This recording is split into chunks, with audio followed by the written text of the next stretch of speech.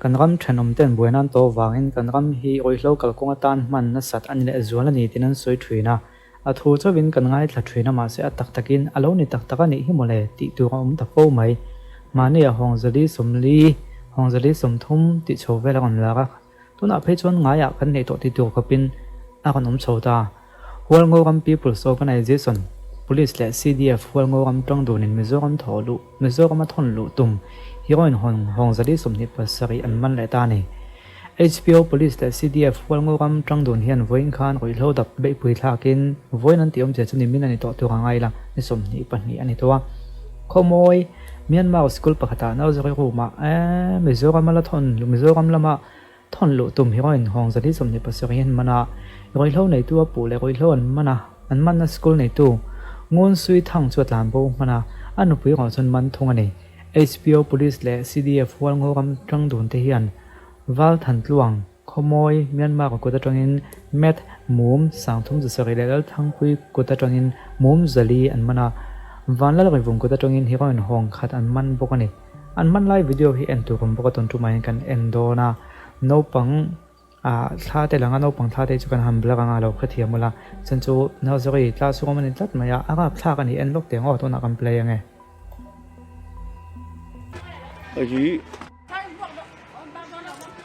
aji mo to school ani ya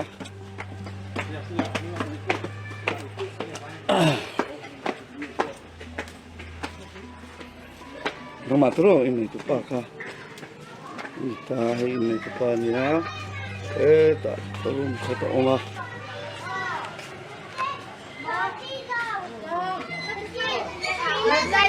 no pang school avian no pang school ya mo senda kalau itu mo to school ji dan chena mo kan ni kita kan bye ale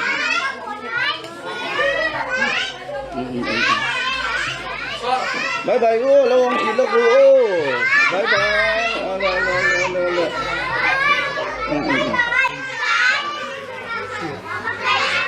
tôi mở lập chữ các bạn họ chung nó cái đây là cái anh đi chơi ngày chơi lâu không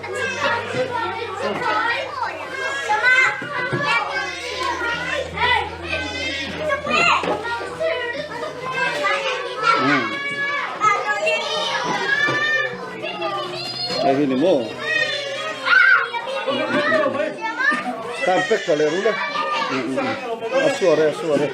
tu này tu ber tu ka tam ko ho an sang anh chết dem beli sami le mo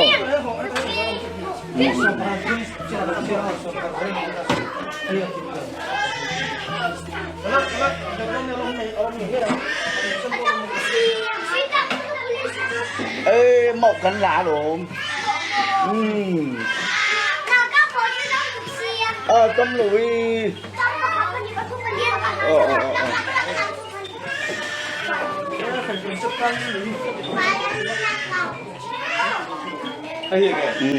nó còn tên chị ai nghe ơi thế là mình hiểu nghe mình cần thiết chuyện được không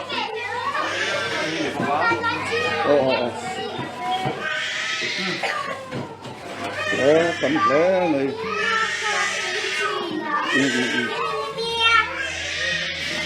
cái gì nghe là giết con không được còn tôi có thể sẽ sửa được yêu gần con lực xe lô nó làm thôi rồi sao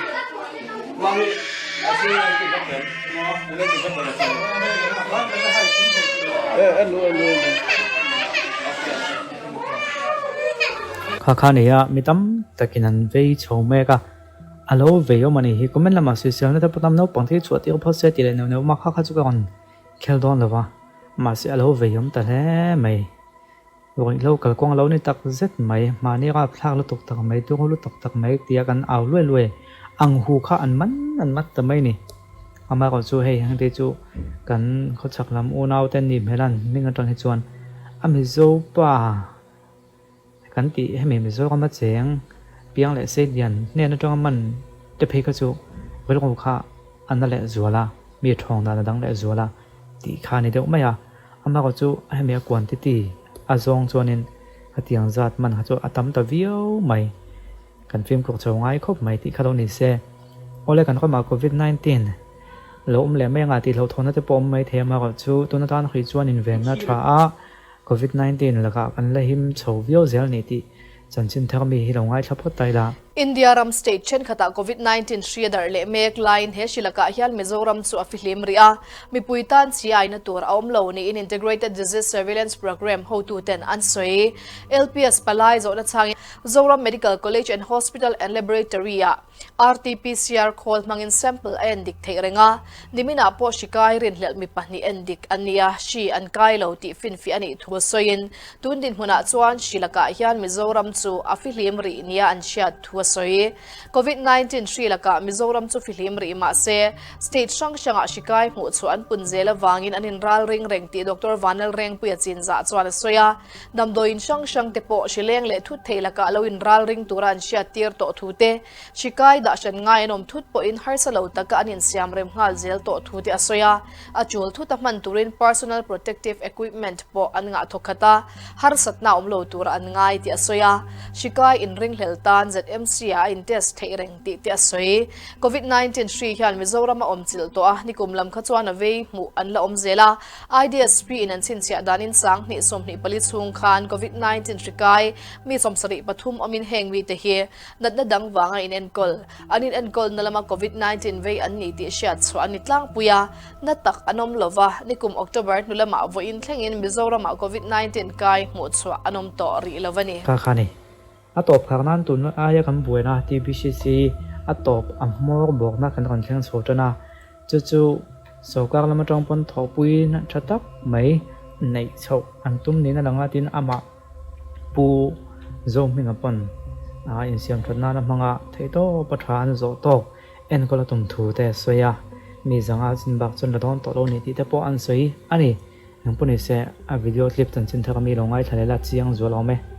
Unhaya po ni tin deuh tho an ma ni du thu ngeya center kir le ta te an chung ten an da let le te an om reng thua soya heti lai hian mi zanga aya tam chuan en kol thei to lo tur thua soi thung center om tan po anwam sa thei to turin ruwa man na thar kan nei to ang ati tun hnaya sarkar ho tu ten an in dor dan chung chang zo na changin pu Zohminga chuan sarkar ho tu ten 3BCC chu uluk taka vil an tum to thuan lo shil ti soya sarkar ven puina hnuaya chuan an kaldan po afu chho arin thute sarkarin ma ala zel theiani chuan in enkol na chazoka an kalpui thei to arin thute asoya sarkar hnuaya an center zia alu a she lo thu soi bokin kan rong bol na top lova tharau bo pakhat tal chan chwana turani don phachuan sarkar ti tur chula piang chu kan ti to mayang ati a sarkarin addiction center te anin zia alu na tur rules an siam that tur te an peifel huna achul anga malak an tum thu soi chon puiram chunga nom lai khan police excise le wai maintenance center a mi nga chuan soin hetiang hian pathian rem ruat nia sha thu te le tun nai sarkar ho tu te nen a chuak don nia sha thu te a soibok ole khang ho ka ton tuma kan kon ti thei da kan long ai thak thei te chu nia video danga min longai chang leula kan kon ti chuak le don ni tin hian thu beng wak thak pani khatal chu kan kon ti chuak thuina ni kan channel te ilo chin chia don ni o Made in Korea box khata suggest somthum om thakhat ei tina ani a gluta whitening plus aminga changreng po ngawna chakcha ani ti sha thei em ani a suggest khata hian mg sangli lai me lut pokani tester ka ei to awangin kei chuan acha ka ti a chuwang han cha chu kani pokani tin aron lei to tele a ei to te shimin feedback anei cha em a achadja an soi cham chi me ani google lama review anei cha em me boka tin hei hi mi be dong to tam tak ngawna tam tak ka ei to a ka ngau theilo ka enga ma hian a thok ve theilo reng ti te tan acha em me ya awak nge ya a thok nge bokani vuna tinau na lin vuna ti glow moinal em a vun chuar apot mar boka kan taksa a ser rum duk om zong te po ne takin ala 5 vek thaya vun nau nal em vun nung min pe chuak tu chak cha em me yani kan lo try ve chin cheu don ya